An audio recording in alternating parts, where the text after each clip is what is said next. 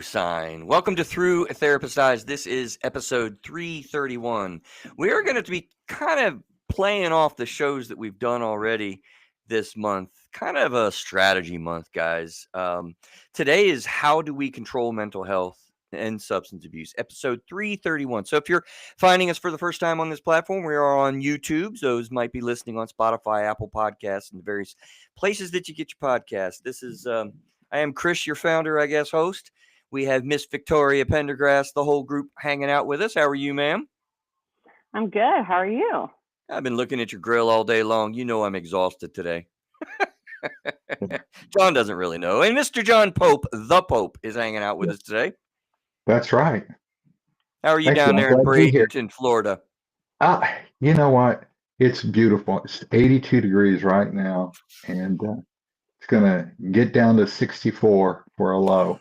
Oh, you finally get to join the living of us here in the north for fall, for actual fall, huh? Yes, we're always a month behind you guys. Are you just gonna walk out at like midnight just to like breathe the fresh, cool fall air? Yeah. Listen to the egrets and into the cranes and. Victoria, I think he's gonna be in bed. I think he's lying.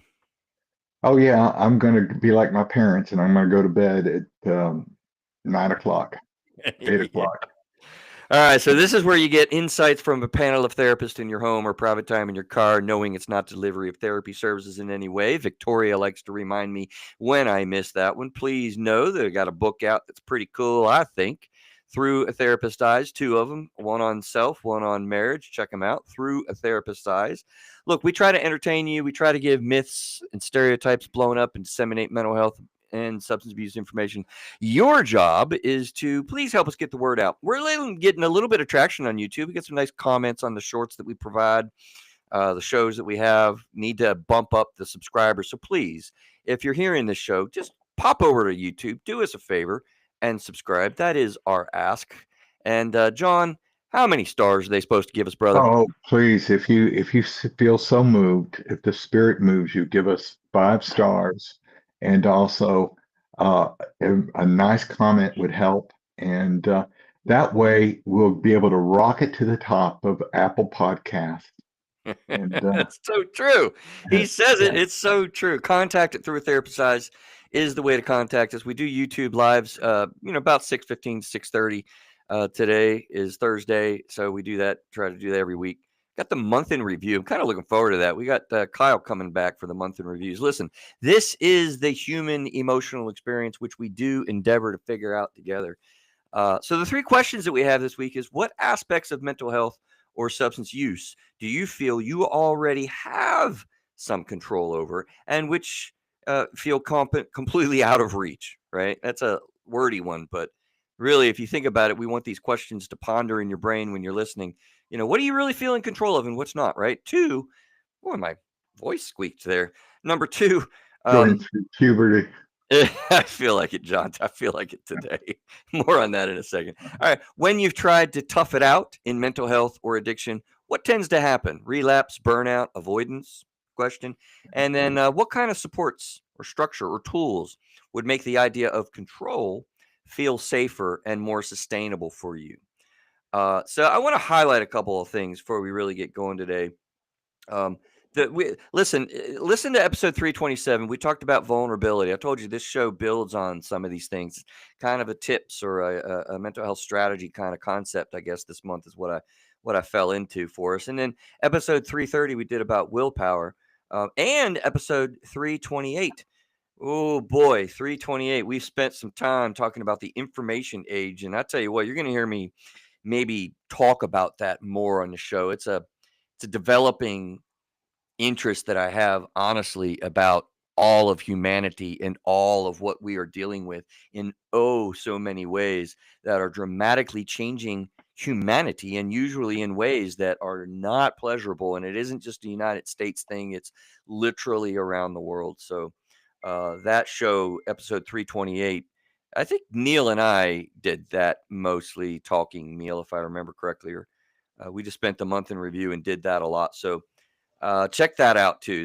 We've done some really cool shows today. Listen, part of what we do And I think on the show that gives us a little bit of uniqueness is like through a therapist's eyes, right? Like what our experience really is as a therapist. And I'm gonna be genuine right here, right now. Victoria knows I commented on the opening, man. Victoria, I'm exhausted today, you know? What do we Mm-hmm. do when we're exhausted and have to do therapy all day? You know? Uh, you know what I did today? What did you do today? I Same think thing I you did? can guess. I Yes. took a nap. Oh, good for you. I didn't get the Yeah. opportunity. It was Jeez. either do a nap or catch up on some notes. So I settled and did both. I did a few notes and then I took a nap. That's awesome. That's Yeah, a wonderful compromise. I didn't get And that then opportunity. I also rearranged my entire office this morning. So thanks to the help of TikTok. So TikTok. Yeah, which by the way, Victoria, keep an eye out. She does our posts and stuff on, I don't know, various social media platforms and So, stuff. so she's the one that's sharing her information with the Chinese, right? Indeed. with the what? Yes. And I think Yes, that sir. you've stopped like highlighting Grogu, if I'm correct. Is that have you kind of Yeah, I stopped need to that? catch up. Yeah, I need to catch up. Well, he was in the same place for like a month. He was stuck. I think Grogu had some emotional challenges, John. Yeah. Well, you know, Where is he? he kind of went through a lot. Right now Well, he's in hiding. Is he actually, I can behind move my you? camera. I think he's Oh, he's over there. oh, okay. Yeah, He's in he is. hiding. Yeah, Victoria. He's kind of hiding, isn't he? He is. Well, Yeah. he's probably heard a lot of trauma in that. Oh boy, I've had some cases lately, and it's Yeah. funny. I mean, listen. I guess the point is here that I was saying, through a therapist's eyes, like we really do have to take care of ourselves. Like, please know, like we practice what we preach. I believe me. We try to at I'm least. honestly thinking about watching the Steeler game tomorrow, just recording it and what because I need sleep, y'all. John, what do you can you guys say anything about that as just a little bit of an insight from a therapist perspective? You mean like self-care? No, yeah. Yeah. I, well, I have to be reminded of it. And I'm in a program right now with the VA and for pain management. And are you taking your 10-minute walks? They'll ask. And you know what? I put on my mindfulness app. I put on my headphones and I walked to my mailbox and back. I did supposed to do this twice a day, and it helped me. It helped clear the cobwebs, and I was aware of the wind on my skin and on my brow, and the sun on my arms. 82 degrees, brilliant. Yeah. So Right. that sort of thing, and so that's self care. I didn't take a nap, but I did do that self care, and it was good for me. It's funny. Absolutely. I have done that between sessions, and sometimes I have people waiting like 5 minutes or whatever. But I just need to go outside and look at the sun for a minute. I didn't do that today. Honestly, I did not do a good job of taking care of myself today because I'm Yeah. You know tired what? and I was Well, busy. I once heard a therapist on TikTok, say that she would rather be 5 minutes late to an appointment and go poop than have to think about it the entire hour of the session that like she was about to go in. that sounds like my And old like pastoral counselor, Dave. I won't and say his last name, but that's what he said. That's so. about like preaching or whatever. No. He was a pastoral counselor, Oh, and gotcha. so Okay, so yeah. he was very Well, laid back. So I agree with you. Did he but yeah, talk I about mean, I going think number 2, John? Yeah, Victoria. that's Dave would do that. He'd get his pipe out, and he had these chukka boots, and he would be tamping in the tobacco, and he'd just talk about going pooping. But he didn't use poop; he used the S word, and this was back in 77, Oh 78. gosh. So I feel like I need to pull us on track and get away from the poop uh, talk. We have to mark this explicit. Thank you, uh Victoria. no, but I mean, no, I will say seriously, coping is like all my clients know that I probably like relentlessly talk about coping skills and self-care and like things like that. And so, I mean, it just is what it is, Yeah. Yeah, I got you. and we I need, got you. and So it's so needed. as we get rolling here, I want to highlight something that I often quote in my work with people. I'm sure you guys maybe do too. The Serenity Prayer. We've talked about it on the show. Doesn't have to be a religious element if religion is not your thing, but the words still are poignant for mental health, and it Mhm. is God grant me the serenity to accept the things that I cannot change, the courage to change the things that I can, and the wisdom to know the difference. And I just feel like we humans screw that up Mhm. royally constantly. Is that fair? I think so. You know? We And will always want to justify ourselves. We don't want to, again, it's our humanity and it's our ability, it's our issues with control. And it's a fool's errand to think that ultimately we have control in our lives. Yeah. well, it's funny, John, because I think we're halfsies on this. Half of us, and I think it really kind of aligns with like the abandonment insecurity stance we talk Mhm. about with EFT and the engulfment insecurity Mhm. stance with EFT. Like abandonment people, our style, Victoria, you and I think we struggle to be quiet and sit and to have that serenity to accept the things we cannot control. But John, I think the engulfment stance struggles with the courage to change the things that we can. And Yeah. so that's why I think this serenity prayer is all over this show, talking about that real rich element of control. Right. Because Right. because I would differ, John. I'd push back. There are a lot of things we can control. Yeah. I was You talking know. about ultimate control, like dying. It's Well, there's a but lot we can't control. Yeah. yeah, but we can control our attitudes. We can control our, in a Mhm. sense, is that our sense of helplessness and hopelessness. I think Our we can behavior. our behavior. I think we have full agency with that, or potential agency for that. We can actually control our element of trust, our Yeah. perceptions. Right. Yes. Yes. There's And a you can lot actually of overcome, yeah, even a childhood of abuse, you can eventually be able to have some control on that area and that those immediate and overwhelming feelings that of That's why I think abandonment. that third line, the wisdom to know the difference, so you don't find yourself not doing the things that you can do to control things and Mhm. not banging your head trying to control things you can't. That wisdom to know the difference is the key. And like I said, I think that goes all throughout our show today, Mhm. right? Exactly. So let's get going with what do we do? How do we control mental health? How do we control substance abuse? We're going to kind of intermingle the two a little bit today because they are different but the same. Reminder to therapists listening: I do have a bend. I do have a bite.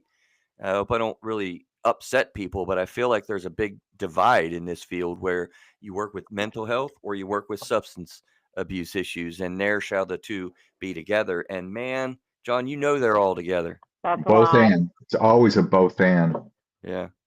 Yeah. And so if you don't have that knowledge, go to a conference, get that exposure. Hit a 2-3 day big CEU catch for therapists. We got to get our continuing education units and spend some time getting geared up for what you Mhm. see in your office all the time, whether you know it or not. Mhm. How you doing with that, Victoria? Mhm. I'm gonna play it out. Well, and I mean, and I was gonna even say, like, even when you work with kids, you still do it, like, because it's Absolutely, not because if you're just working with a kid that comes from the like, family dynamic of substance abuse, it is all over that kid. Mhm. oh yeah, 100%, and like, yeah, and then plus, like, you also have to deal with the parents, usually, like, some, depending on like the their parental figures, and so like, or who's bringing them. So yeah, like, you're either directly working with the parent who is either like recovering or potentially still using, or you're working with a kid who has a parent who is still using or in recovery or of some sort. And like, yeah, they say all the time. I think I'm doing better. Back to your question. Nice. Um, So like the more experience I have with it, and plus like doing like like you said, doing continuing education of it. I haven't done like a full-fledged like conference type thing, but I would like to eventually. Yeah, man, If I get her can make it done. work. Okay, so Yeah. let's layer into there's some science to this stuff, and there's like legit mechanisms of control, to use that word control, right? Like brain neurology, the dysfunctions that we have, but there's neurobiology of control. Like for instance, with substance use disorder, um, there's repeated use or reward pathways. I mean, a lot of people can think about dopamine, right? You do something to click the dopamine, and for addicted folks, there's biological control issues with that.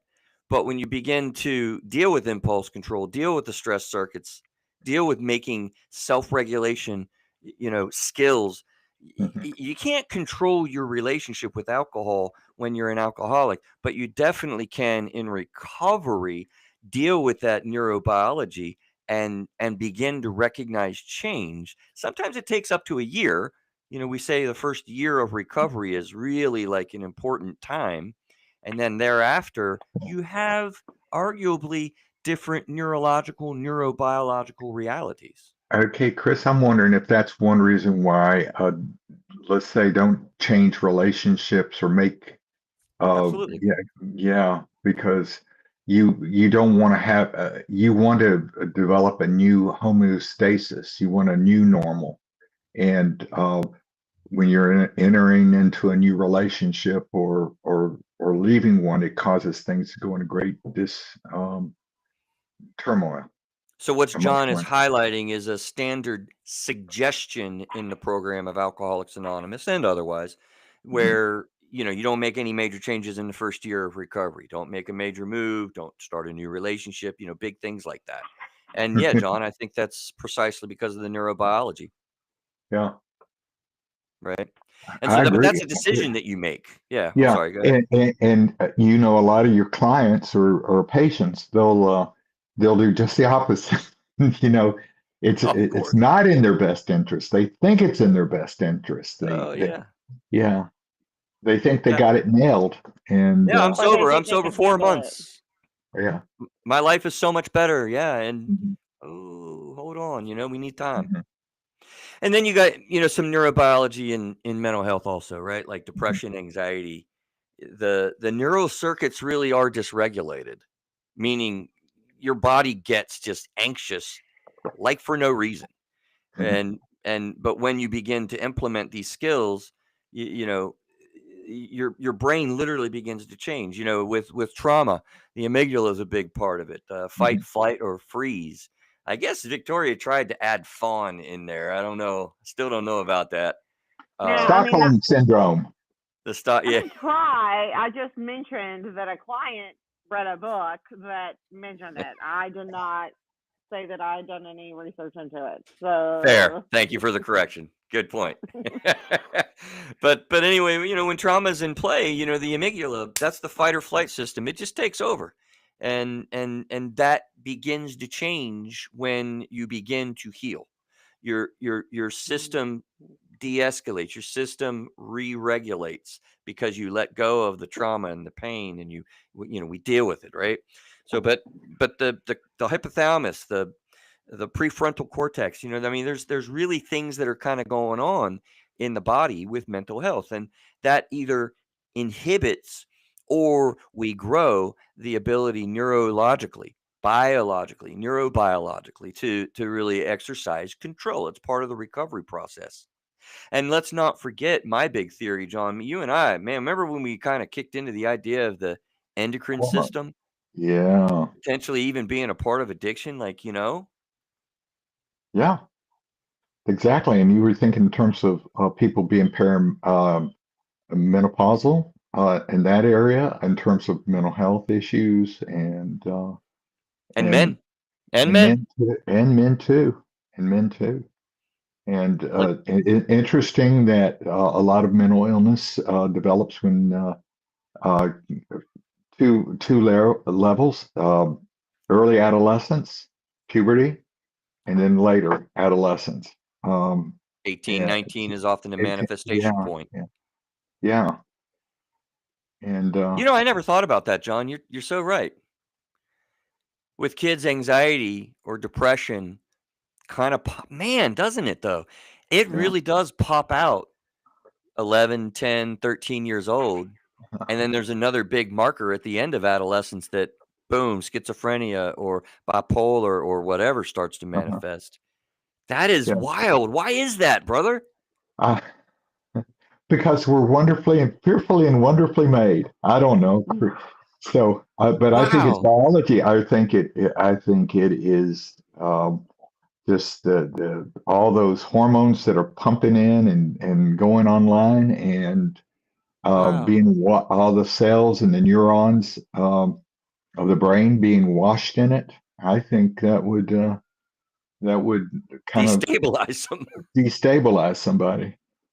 Yeah, wow. I honestly, that is I have you was that real in the moment for you too? Did you just put the endocrine system together with Yeah, that? yeah, I Yeah, did. we did that together again, didn't we? Yeah, we did it again.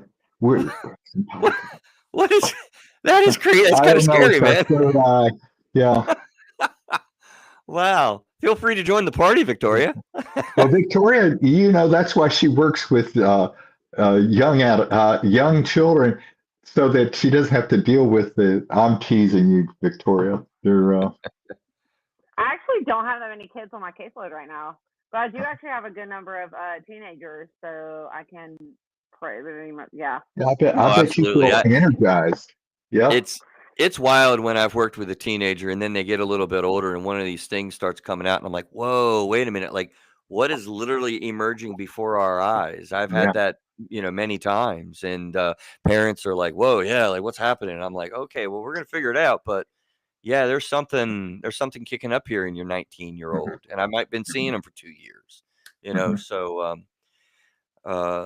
where are we at? Yeah, we got off level here. And so the endocrine system and a little segment on why control alone often fails. We talked a lot just very last episode about willpower, so we won't spend much time on it here, but just understand willpower as being something that I don't know. I kind of feel like we made a good case last week for it being largely inadequate. Would you say, Mhm. Victoria? Yeah, I would agree. Go listen to it. You can get the full scale of me jumping in and out of the episode. But John and Chris having great, consistent conversation about willpower. You're doing much better this week. We're getting used to your new surroundings at home. Yeah. That's awesome. But Um, yeah, I mean, yeah, I think we did. Yeah, I mean, because willpower is something that people kind of go to and say, "Hey, you have control. Use your willpower. You have poor behavior because your willpower sucks." And it's kind of like it's so inadequate. Please be very careful about self-judging yourself or negative self-talking yourself to death or bad But attitudes. my clients do that. Yeah, right. And it's you can't just say stop it. They yeah I mean, you kind that's of one. want to, don't you, John? Yeah, I do, and so we're like going into Planet Fitness, no judgment zone. You know. You know where you took me, don't you? Uh-huh. I think it's every therapist. And listen, this is okay. So you remember Neufeld, right? Uh-huh. Right, Yeah, that very very old show. What was it like in the 60s or 70s? Right, it was color Newhart, TV. Newhart. New Yeah, Heart. Thank you, yeah. New Art. And there, so you guys have got to Google on YouTube New Hearts. Type in New Heart, Newhart. Is that right, Right. John? That's correct. And it's an old show. I think it's in color, but this is It is. absolutely perfect. You know where I'm going, John? Keep going. Oh I man, just my then favorite. both of you need to listen to this. So type in Newhart and type in Newhart, just stop it. Okay. Oh, yes, yes. Came back. Uh-huh. It's Yeah. it's utterly classic where this guy Newhart is a comedian, and he had a show, and he was doing a therapy session, Victoria, and had it set up so beautifully, so seriously. So you're here, you have some anxiety. This is what your anxiety is. She goes on and talks for about a minute, and he's like, I have something that'll fix this in 30 seconds. I have absolutely the perfect answer. And he plays it out, and it's about a 5 to 10 minute skit, and he says, "Stop it! Just Because stop it!" he had I wish it groups was and that all that. easy. So yeah, and Carlin was my favorite um, person on Newhart because he was so super neurotic, and Right. It was awesome the way that we played with mental health and TV shows and stuff back in the 70s and 80s. Going back to some of that is kind of comical to me. But it's a really, really, really funny skit, and it fits perfectly right here. yes, New yeah, Heart, just stop it, and you'll see a just skit. stop it. Yeah. All right. So with substance use disorder, we look at control alone fails often. To be very careful about it. I mean, you have issues of tolerance, you have issues of craving, you have issues of withdrawal. These are all real physical realities that people that are non-addicted will really struggle to kind of grapple with and understand. And then you got co-occurring mental health issues that erode control. We talked a little bit about this with vulnerability. I think that Mhm. episode, what did I say? Episode 327, right? And it was like, you know, vulnerability is the antidote to these Mhm. pain points, the stress that you have, the daily Mhm. grind, you know, the issues of control that erode over time. Vulnerability just snaps us back into a different space. So honestly, we could do a mic drop, but we're not going to, but we could do a mic drop on, how do you control mental health and substance abuse? How about vulnerability, Mhm. right? Yeah. That's a real poignant reality. If you listen to that show, you'll get, kind of more of that. I'm wondering Um, if you see such a high level of alcohol use disorder. Of course, substances not so much in the military because they screen for that. They don't for alcohol unless it impinges on your job. But there's that real sense of people that are always in so much control in their lives, and then they, you know, that's the how they'll do the drinking afterwards. They'll let it down, let their guard down, and then they get the cravings, and they'll try to stop it. And then there's this cycle that keeps going on and on with and that's for addiction, John, but I think there's elements that are similar, very different, I know, but similar with people that do the negative coping skills, buying stuff we can't afford, being promiscuous sexually, impulsive anger and fighting, and certainly using alcohol or a little bit of weed or something like that to cope. yeah, It's a yeah, false element of Mhm. control, isn't it?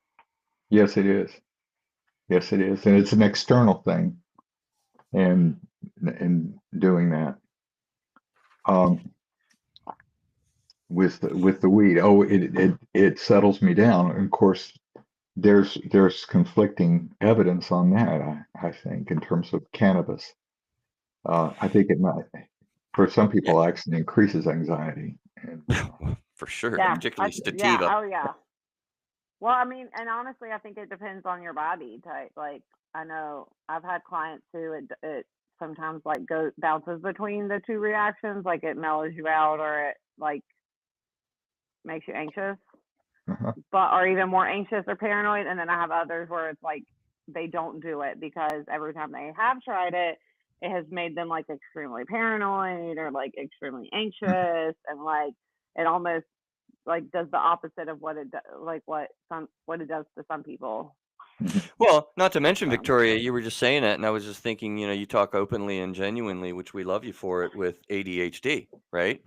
I yeah, mean, the reality of it is when you have ADHD, it's so fascinating to think about the biological system there, where medications or substances like operate differently. It is oh yeah, crazy to me to think, and I learned this very recently, that when an ADHD person takes Benadryl, Mhm. that wires them. I Mhm. mean, sometimes I if I've just taken my yeah.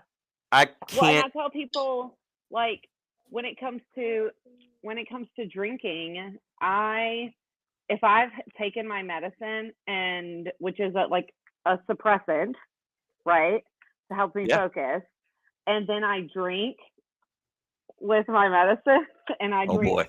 like like not excessively, but I drink more than like one or two. Like I will literally like fall asleep. Like it'll be the middle of the day, and I'm like I'm gonna Crash. go to the car. I'm gonna go to the car and take a cat nap. But then once I take a little nap and I wake up, I'm fine. I like have this new spurt of energy. And you But still have the Anecdotal, alcohol a little bit going on. yeah, yeah, anecdotal, like anecdotal. This is but about my daughter, Bethany, my yeah, oldest, my very creative genius daughter, really good. who's a writer and a poet, published writer, novelist. Uh, when she was 2.5 years old, I took her to the States, just me and Bethany, and her mother gave her Benadryl before she got on the flight. That's because the doctor suggested it. And I was wearing my uniform, and I had my cross and my lieutenant bars.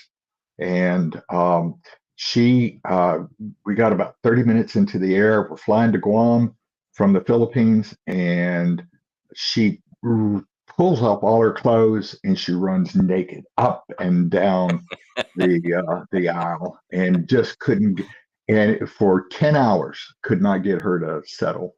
So That's that's funny. and I had so I Oh, just did this with my collar because that's where my cross was. I didn't want anybody to see, That's awesome. To yeah. finish the little neurobiology kind of segment here, there are things also that increase control. We talked about some of the things you got to be careful about, but uh, there's things that you can do with like things that act as cues. So when you start learning about your depression, or especially with like anxiety, you figure out like what is the antecedent. That's a smart word, big word, is to say what comes first. When something is an antecedent, it happens, and that tends to trigger the anxiety experience. And so you look at the cues, and you protect yourself. You kind of put yourself in a good situation, or looking at the environment that you're in. Now, I'm not talking about if you have social phobia, avoid groups. That's a part of the issue with that particular issue, but you want to look at your environment and help you to kind of understand when you need to employ something and when you don't. If you're going to a So you job you interview, pull out of your toolbox CBT, your right? cognitive behavioral therapy. You do Mhm. that on yourself. Right. And, And then you got routines, things that you do that give comfort. We get comfort with what we know, and what we know we can feel that we can control. And so if you create routines for yourself, that's a really important thing. Like I'm living alone for the first time in my life now. I have been for a little while. And I've just loved my routines, man. Wednesday, you Mhm. can bank on it. I'm going to go to the row machine. I'm going to go to Gia's. I'm going to have my sushi and probably a glass of wine. And I come home and I watch a show. I mean, that's my routine. That's Wednesday nights, right?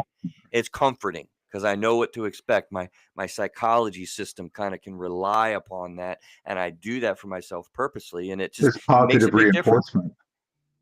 Yeah, go ahead, John. You're right. It's positive reinforcement. In other words, you're doing something. The routine is an anchor for you, and Right. that helps you. It's midweek, and it helps you to go for the rest of the week. So it's hump day and that sort of thing. But for you, it's a day that you can take a break, and it's for self care, Right.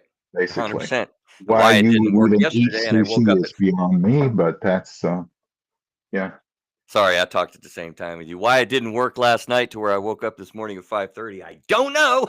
So, But so, which is a good point. Like this stuff isn't going to be perfect. Look, this is messy. It's messy, but we're trying to do the things specifically that are helpful to, as you were just eloquently saying, John, to help ourselves. Then we've got pharmacological support. So that's a biological thing, right? We do have mental health medications, which I have said that hundreds of thousands of times. Medications are a wonderful tool. We need to talk about that on the show a little bit more. I was just talking to Carrie about that last night. A friend of mine, a friend of the show, who's a nurse practitioner prescriber. We have wonderful technology to help us with mental health medications. mhm, Trouble is, they're not a solution. They're a tool that helps us to manage stuff. mhm. So we need to right, talk a lot yeah. more about that. Yeah, go ahead. No, I'm just agreeing, and I mean, I'm just agreeing. And honestly, I have probably sent more people to in Carrie's direction in the last like 2 months than I like. I've probably sent a good handful of people She's busy, I can tell you. Well, Yeah. let me say this is that's another reason why you do that is because you know that she's good and she does what she does. She listens to her patients, her clients, and so Yeah. and she responds well. And you can go and see a lot of practitioners, providers, and they don't listen. They basically they haven't they say you click off the boxes and so they prescribe, but it may not truly be that tailored for that person. Mhm. So that's what you're doing, I had a right? very yeah. Well, yeah, and I mean that's what I actually had a client with pretty much basically that story of she came we were talking one day and she was saying that like her doctor wasn't listening to her and that like she was like yeah, I don't even know. And so I recommended Carrie, and then the next time I spoke with her, she had seen Carrie, or like what after she had seen Carrie, I talked to her, and she said that Carrie did like the opposite and like listened to her and was like willing to open and like try things and like figure out the best medication for her, and it was like a really good thing, and I was really happy about it. So go Carrie. Go, Carrie. Carrie, you got to give us some shout outs at Through a Therapist's Eyes if you ever hear this and listen, girl. Anyway, that's just genuine. We're just being genuine, guys. I just made a joke. Listen, there's also skills based strategies, behavioral therapies, things that we do with our behavior. John pointed out I try to work out on Wednesday nights a little bit and, do different things in those routines that kind of help you rewire habits over time. So there's real biological realities that we can kind of go to manage. And you can imagine if we're just talking about the neurobiological kind of stuff right here, you go and switch over to the other side of the equation. I like to say an overview of mental health, a tale of Mhm, two tapes. And it's kind of like a formulaic thing. On the mhm, one side, you've got biological, genetic, hygiene, nutrition, mhm, all that. On the other side, you have social and emotional, primary life events, primary life's relationships, the daily stress and the grind. Those two things combined together. So you can imagine, what can you do to control the behavioral piece in addition to the physical piece? And we have things, that we've hopefully just talked about a little bit. Self-care with the mental health control strategies. I mean, I call it the cornerstone of mental health. I think we were off the mics when you said that, John, to me. Was that true? No, we talked about it on yeah, on we on did. mic. We did. Yeah. Yeah. Um, sleep, nutrition, physical activity, stress regulation, mindfulness, journaling, breathing, grounding. Like there's a lot of things that Do you we need a talk. new bed? Get one. To help you with the.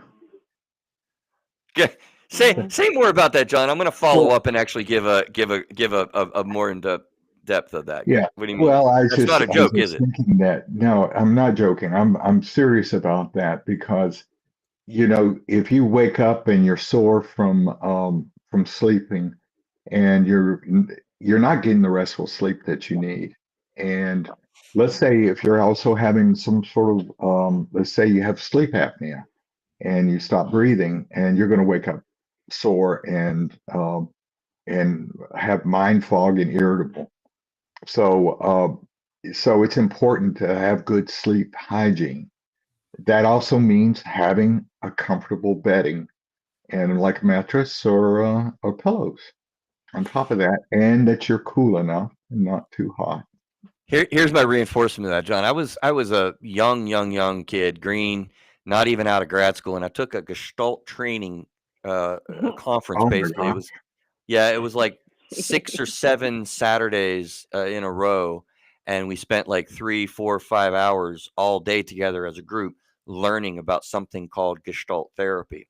And one of Oh, the things of several that I took away is the guy made the point. It sounds like a silly point, but I remember him saying that, John, a little bit different, but when you said that about the bed, it took me right back to that guy. I don't yeah. even remember his name, but Uh-huh. he said, for instance, if you have to go to the bathroom, go to the bathroom. Yeah. And I was like, okay, is that taking care of yourself? But how Yeah. many times are you in situations where you're like, oh no, I can't do that. Oh no, I'm in the middle of a session. I Uh-huh. can't stop that and take care of that. Yeah, you can. And that gives you Yeah, you can. control over that, right? Yeah. I don't think I've ever had a client get upset that I've had to to excuse myself. I wait until there's a good point where there's a Yeah. resting point, but so I don't just Right. get up, but I just say, excuse me for a minute. I've got to use the restroom, and then I make a Absolutely. joke about my age, which you guys have always made jokes about, and You have so led us in that direction, my I friend. have led you in that Yeah, I direction. mean, Yes. yeah. I mean, I would totally agree just to bounce off that. Like when I talked about coping skills with my clients, I talk about how we have to have like coping skills ready for like different scenarios in life, like depending, on if we're at work or if we're, in social situations or with family or by ourselves or driving, right? You Mhm. can't like close your eyes and take a mindful breath if you're going like 90 miles an hour down 85, Yeah, I right? can I can But one of the things visualize I that. talk Yeah. one of the things Yeah. I talk about is like as a therapist, like if I start to have anxiety or if I start to need to cope within a session, then yeah, like I might excuse myself to the bathroom. I might, like drink some water. I might, like I can't just get up and walk out. Uh-huh. My client will be like, WTF, what is happening here, Victoria? Um, so yeah, I mean, like Yeah, so make it work. there's a lot of systemic things that we do. I'm not going to spend a lot of time of it, but Neil, if you can look something up for us, I want the episode on what was it? Something titled something like um, therapeutic modalities. Remember Oh, we did that a yeah, few months back or sometime. I Mm, remember. Yeah. Yeah, Neil, look yeah, that up. See if you can give us the number of that show because because it would be an episode that I wasn't on. oh I really? missed that episode. Yeah, it was just you and John. So I don't Oh know if that okay. helps Neil find it. He'll be able to Google search it on the website because our website has a search. You type in a search and get all the shows on that topic, recent and long ago, even many that were gone from the Apple podcast lists and stuff. Because look, we got cognitive behavioral therapy, we got DBT, we got ACT, we got different things with mindfulness, lots of regulation kind of skills. There's so many different modalities that are legit and full, like foundational They're therapeutic tools. evidence-based. Yeah, they're evidence-based. And so Hmm. that, they've been proven and tried and over again, and they're able to be adapted very easily to a therapist and to a culture. It Right. might What be, is it, Neil Neil? has an answer. Episode 278, Therapy Modalities 278. oh Explained. my goodness. Therapy modalities Wow, explained. 278. Yeah. Yeah, I that was a know. while That's ago. been a while, John. Yeah, Crazy. Uh, right. So there's lots of things, and that's part of what we want to do in the show, I mean, we really want to give you practical things that you can engage with and see it like through our eyes in the way that we do this every day. Um, so what about loss of control? I mean, you think of substance abuse issues, and obviously it's a primary issue where it's the primary characteristic of the problem or the addiction. It's is loss of control. That is what separates alcohol abuse. Lots of people like to talk about self-medicating, and that's not addiction. The crossover is a loss of control, and that's John. Would you say like a biological loss of control? Like that's right. wild, isn't it? Yes, it is. And it becomes a drive. And that's what makes it so hard to control is that loss of control because it's like almost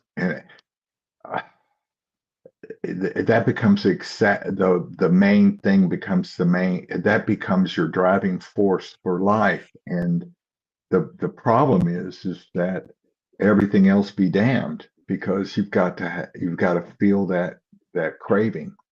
And the It's problem it's is it it, can never be filled. Yeah. yeah, it's literally why like an addict will steal a TV from their grandma to get a line. Right. I mean, it's wild. These are good people and they're doing this. Yeah, Yeah. yeah, to their grandmother. Or You to the know, ground. Yeah. it's a serious primary issue of a loss of control, which is why we talked about willpower last time, and hopefully, again, we did a good job of like, look, willpower is inadequate Hmm. often to control these things.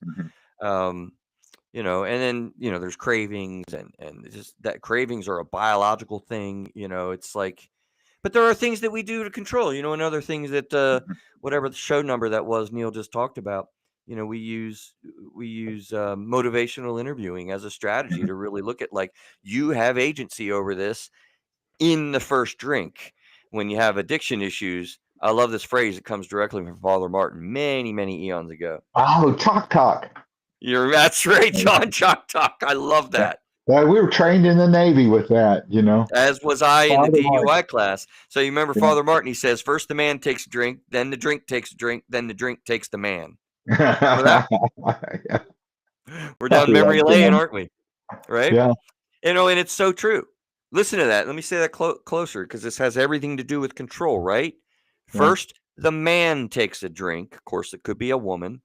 And then the drink takes a drink. And then the drink takes the man. And what that means is when the man takes a drink, or the woman, you have agency there.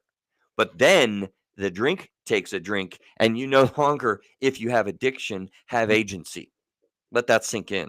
Mhm.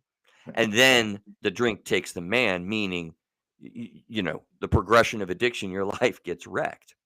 Yeah. Right? It's wild. This is, and I think this is where I have a client currently right now, God bless him, who is still saying he can bargain with this. He can say he has some control, and he doesn't understand why he's only good for like a week, or just that and he says, I don't know why I can't stop, but I'm gonna do it anyway. I'm going Right? to still stop. I'm going to make myself stop. I'm going to will it, and he doesn't. And you end up using 4 days later.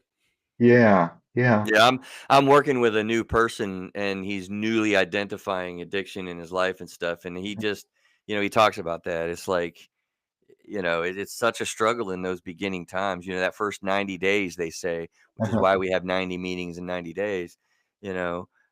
Because that first period of time, that element of biological control is difficult to maintain. But then we have people with old term dual diagnosis. You got both the mental health issue and substance abuse. And so we look at how do we integrate these two worlds, which is why, by the way, you need knowledge about substance abuse if you're going to be working in the field, in my opinion, humbly.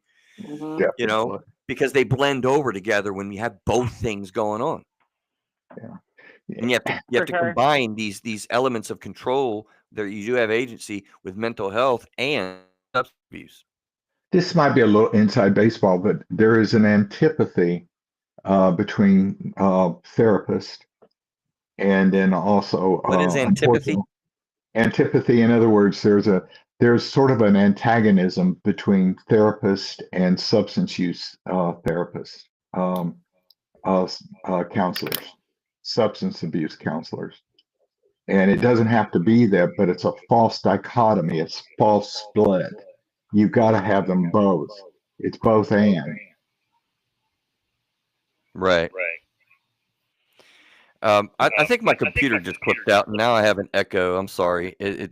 Are we okay? Audible? Try to remember the kind September and All right, sounds like we are. Maybe that was Victoria too. I'm not sure. Okay, sorry about the quick little delay there. Okay, so let's move on a little bit. Actually, Victoria clipped out. She'll come back. I want to play a little bit of a game. See like how we do with this. I know. Yeah. Oh, now I got a delay. Victoria, come back to us if you can. This is terrible timing, but yeah, I know, John. I always feel like I'm on the I'm in the hot seat. I'm so sorry. It's I'm here. I just can't get my AirPods to connect. Wow, and you so sound I much don't better want an also. echo. Well, you sound much better also. Okay, great. I still hear the. So we're gonna play. If you guys are willing, I'm willing. I'm game. You got me giggling. Trying to get me to sing a solo at church. That's. Here's what I thought we'd do. We have a list of like primary or functional practical suggestions. In fairness, John, it is on the show notes. Okay. Okay. So for a little bit of fun, I want to take like a turn each of us, and keep going until we see like who who can continue going for the length. I mean, I guess we can use some on the list, but Yeah. one each until someone has like 5-second pause on strategies. Like what are the things that you think are kind of cool strategies that people can kind of utilize? A lot of the things that we talk about in therapy and that sort of thing. So you game with that, John? Yeah, I'm game with that. All right, Victoria, are you back with us? No, Looks like she's maybe, coming there back. she You back with is. us? Can you hear me? Yeah. So what we're doing is you got to come up with strategies, okay? One after the other. I'll go first, and whoever like has a 5-second pause first drops out. We got a list in front of you a little bit. I gave us some help, but I'll start us off. Then we'll go to John, and then we'll get Victoria's head back in the game. So I have a lifesaver strategy where you take a lifesaver, right, and you suck on it. And what it does is it helps you get through an anger spot.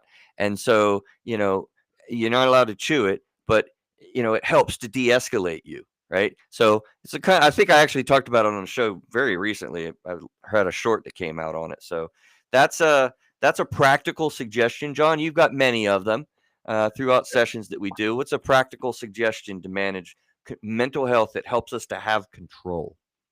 Yeah, if you have, let's say you start having, you find yourself stressing, and you're feeling like your stomach is knotting, and you're breathing, and you're starting to,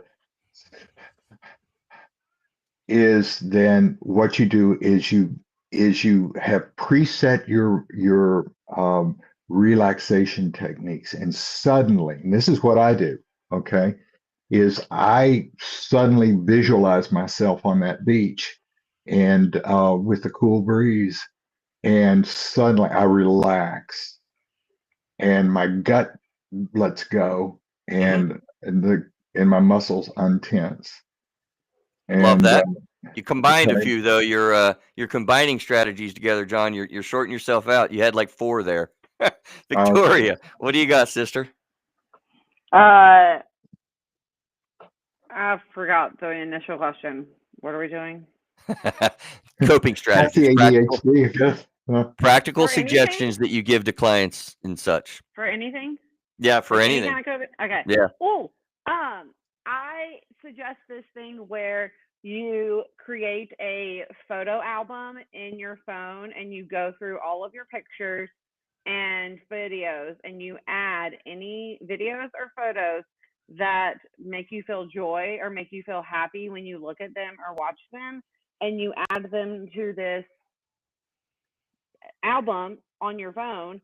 And so then whenever you're feeling down or angry or any kind of feeling, you have this photo album that you can bring up, and you can look through like specific photos that cause you to like feel to like help you cope. But you can even like, you just have one album if you want to, but you can even do like multiple. Like you can have an album for when you're anxious, you can have an album for when you're sad, you can have an album for when you're angry or frustrated.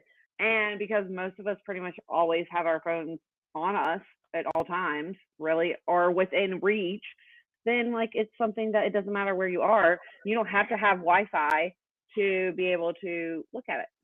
Sweet. Yeah, now we all get the hang of it. I suspect what's going to happen is no one's going to have a full 5-second delay because we'll run out of time first. So I'll call it Yeah. soon. But yeah, let's try to do a little rapid pace. Victoria, you made me think of then music lists. Same thing. Get yourself some music lists. When you're in a depressed mood, things that pick you up. When you're in a bored mood, things that perk you up. When you're in a sad mood, things that lift you up. Right. So music playlists are another awesome strategy. John, over to you. Quotes that are inspiring, are in scripture as well for me, but also quotes, Tennyson, from Ulysses, or Dylan Thomas, the poet, and just they're quippy, they're small, and they're just snapshots of reality, and they kind of put you at ease and Love that. inspire you. Victoria. Blowing bubbles. Give What did a she say? I'm sentence sorry. or two. What do you mean blowing bubbles? Oh, Like literally find you some bubbles and blow bubbles, like in the middle of your workday. Now, obviously, safely do that. But yeah, blow bubbles.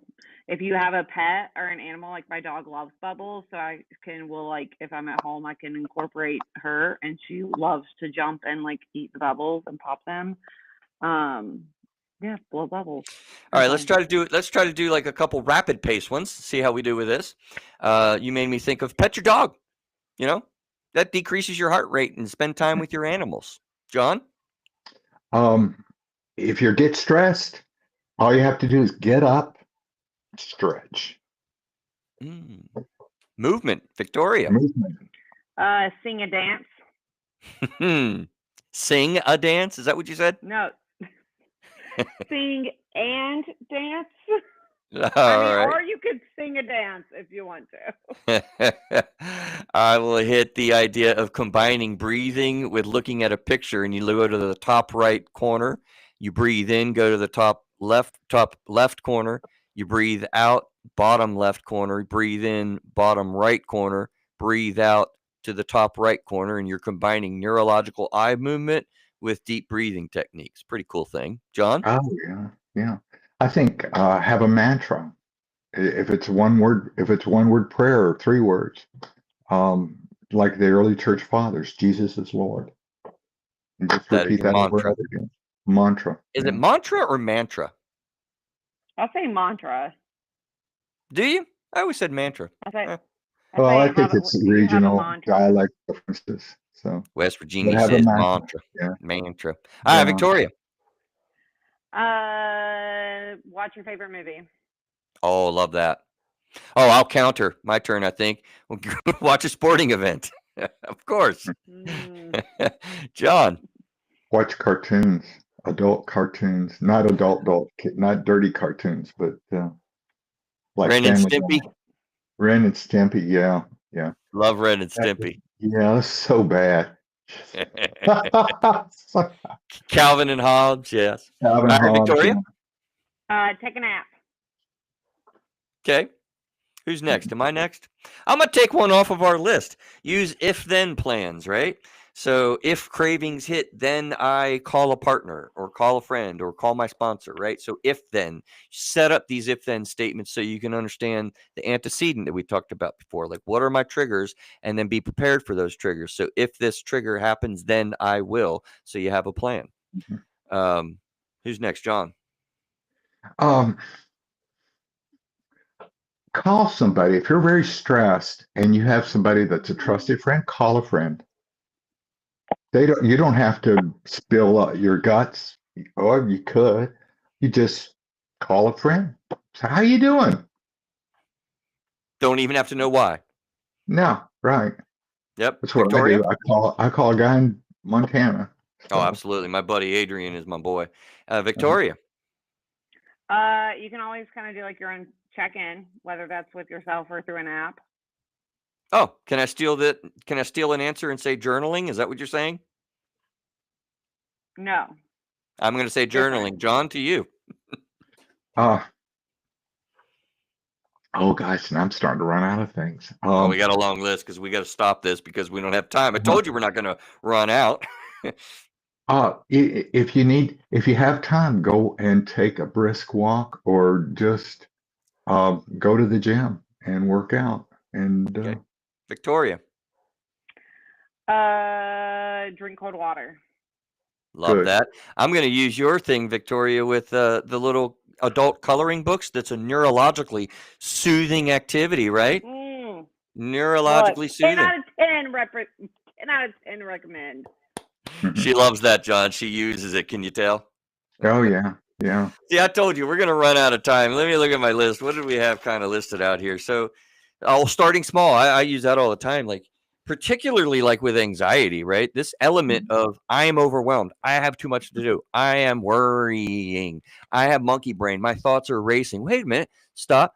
Slow down. break things down to small pieces. It makes things way manageable. You do the small thing, only one small thing, and that gives you a little success. You move on to the next one, only that one. Then you do that, and you have like one success built off of What another, about and so Bob? on. What about Bob? Baby steps. Baby steps indeed, Victoria.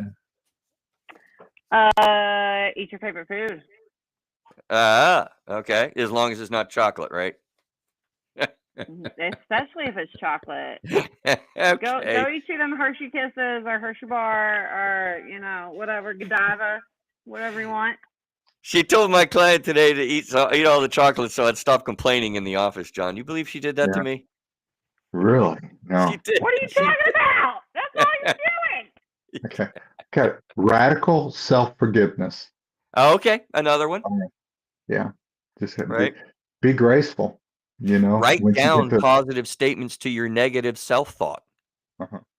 that's one thing that's worked with one of my clients is that it took her a year to come up with like 10 graces that she had. Once she did that, she's gotten up now to 50, and she's done that in about a month, 2 months. Okay, I'm going to end us off. Told you we wouldn't have a problem, John. Nobody lost, I'm telling you. That was a fun game, though. Yes, The it was. book I wrote, Through a Therapist's Eyes, Re-Understanding Your Emotions and Becoming Your Best Self, highlighted each chapter as a therapy moment. It's a really cool concept, I think, and it's short, digestible chapters. But I've said this before on the show, did an interesting project to take all of the chapter titles, which are real therapy moments, and I clumped them in to very specific, and I ended up with 4 categories. So it's almost like the whole book synthesized down into these 4 specific areas that really help you to gain agency, that really help you to gain control, that really help you to become like your best self, as the book says, right? The first one was stop and reflect on emotions. We don't tend to do that naturally. The second is value yourself. Like, there's strategies that I have written about with therapy moments that highlight, like, value yourself. And then thirdly, the focus points. What do you focus on the most is what you feel the most. That's literally a chapter title. That's one of the book titles. And then lastly, action points, so that you figure out what actions I need to take, and then you take it. So stop and reflect on emotions, value yourself, focus points, and action points is literally the whole book synthesized down into real practical things that we do to have agency and control over our feelings and emotions. I tell you, people believe they cannot control these things. You feel how you feel, right? You can't control how you feel. Guys, that phrase drives me nuts, because that's our whole industry is designed around. This whole conversation today for over an hour now is designed to, like, help us have exactly that control over what we feel. Empowering. Yeah. All right. So this is the section called the shrink wrap up, where we wrap up the show. We take a turn kind of highlighting the things that we were thinking about, and Neil gets to decide which one hits the win for the week. So I've gone first several times. Neil pops up ready to go. First. Who's going first? Miss Victoria. My wrap up is that don't be afraid to use your coping skills, because they can be very helpful. Also, if you need help finding coping skills, there's this thing called the World Wide Web, and you can get on ChatGPT, Google, all kinds of things to search up coping skills and self-care skills, because a lot of times those go hand in hand. And yeah, like, don't be afraid to take care of yourself. Sometimes we have to be selfish in order to, thrive and keep ourselves alive, so that we can help other people. Okay. I like that. Thrive so we can keep ourselves alive. That's a thrive and powerful alive. It statement. works. Yeah, it works. Should go on a t-shirt. Yeah. Oh, I kind of think is that one has because I touched on acceptance and self-acceptance, because I guess that's been a struggle in my life. But one of the is just accept your humanity, and that as a human being, you were created for good and to do good and to actually have that radical love for your, because I use radical again, but it's the radical love for yourself. That's not selfish, it is self-care. And that means that you realize that there are a lot of other people, 7 and 8 billion people that are in the same boat, and many of them want to go with you on your journey. All right. I think that means it's my turn. So my shrink wrap up is going to say, look, I have so many times people that come to a therapy experience and they're looking for strategies and they want like a step A, B, C, D for that. And there's a lot of things out there, as Victoria was kind of saying. I actually developed a long-term strategy list of a lot. I think we got Neil. I don't know how many is on there at this point, but there's not a lot of places where you can get a full list. Part of what I want to really suggest is you want to have control over the way that you feel. You want to have control over your emotions. In fact, part of what we do is grow and mature even at later stages in our life so that we have more agency and whatnot. Don't do it alone is one of the big factors. You have so many people that love, care, and support you. Hopefully we've given you some specific practical strategy today in a nice segment that we did there. But I just want people to really know and understand that it is a lie when you are told or when you believe that you cannot control the way that you feel. Our literal entire industry of mental health and substance abuse is designed to help you with that. So reach out. Don't be alone. Reach out and touch someone. Neil, what you got, man? How'd we do? Reaching out, touching you, touching me. Sweet Caroline. All right, we're singing songs, Neil. Sweet Caroline. Dun, dun, dun. I won't say what I want to say with that 3-beat thing. 3-beat thing from WVU. Yeah, no, because we don't associate Sweet Caroline with that. We associate Sweet Caroline with the Carolina Panthers win, which I got to We associate a little bit differently, dear. Well, he's What already you got, Neil? he likes the I think Steelers. today's wrap up, I think, goes to Victoria. I think she gets it today. I think it was good. It was a good wrap up, and I think for after the last few weeks, for her to come back strong like she has been, I think this is a great win for Victoria. So good job, Victoria. That is awesome. Congratulations. I'm glad the show is ending because evidently I need a drink of water. I don't know what just happened. You need that lifesaver to put in your mouth so That's that you correct. Yeah. Yes, sir. Listen, we're wrapping up. Hopefully we've given you some things to think about with the provocative questions in the beginning. They're just meant to be in your mind as we talk about, this topic. So we'll be back next week with the month in review. The October, is that right? The October month in review. No, we got one more. Early? Huh? Yeah, do we have another one? We have another one. We have 2 months. Oh, this is a 5-week month. I'm glad I figured that out. I better figure out what we're going to talk about next week, y'all. Yeah. Awesome. We'll figure out what the topic's going to be. Whatever comes out of my head. We needed to keep him in his delusion, so and